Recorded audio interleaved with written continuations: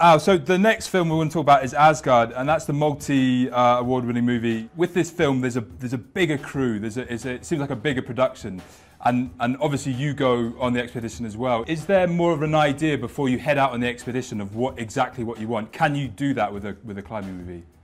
In a word, no, not at all.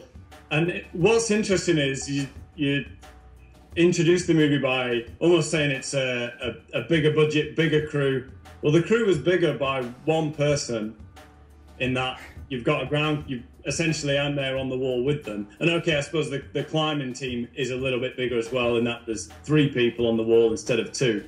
But essentially it's still a very, very small unit. And I get it all the time. And it's a problem as well. You start to get criticised once people sense that you've got commercial backing and this is a big budget production.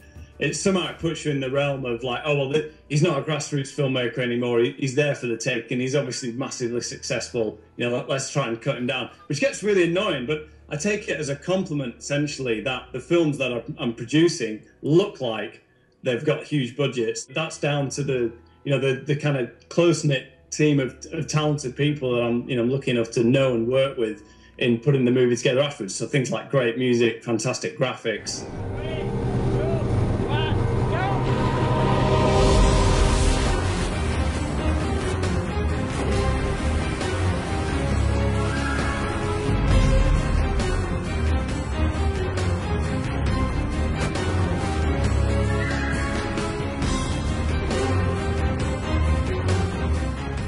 But it is a massive misconception. I have huge arguments with festivals. Cause there's a festival in Spain, for example, thought that the Asgard Project was about... They wouldn't give me the translation they'd done for the film in Spanish, basically. And I was like, well, come on, I'll give you the film for nothing. And they were like, yeah, but it's a big budget. And so and they said that they thought it was about a €350,000 budget, which is about 10 times what was actually spent on just going to the trip. Like I say, nobody's actually gets paid to do these things.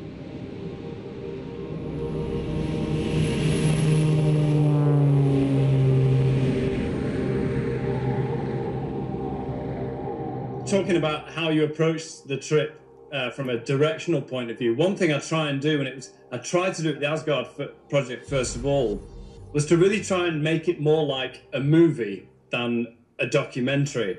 And one of the things I try and do in order to give it that feel is remove interviews.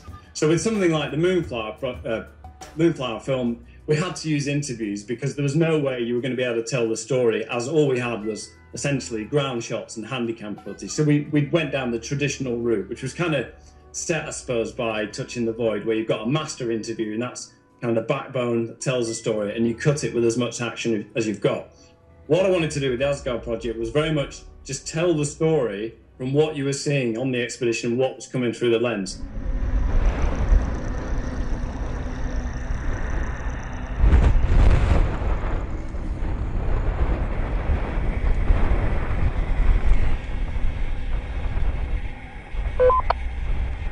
Was that 2-1 to Everton, Ian?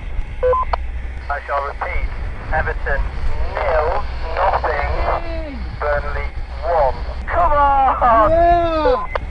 It's much harder to tell a story when there's no script. You're just filming on the fly, and of course you haven't got a crew, you haven't got a sound man, you can't retake things. So it's very challenging. Once we kind of get on the climb, it's very much letting the action kind of tell the story, and that's a kind of a creative, directional step that I'm really trying to push. And it seems to divide people as well, though, because it is something new.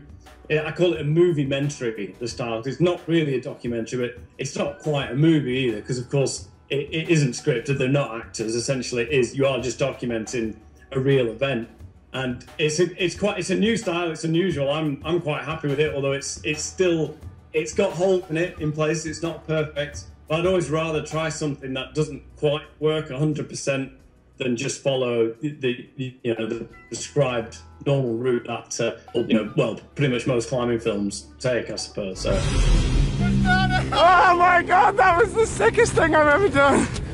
That was fucking fun.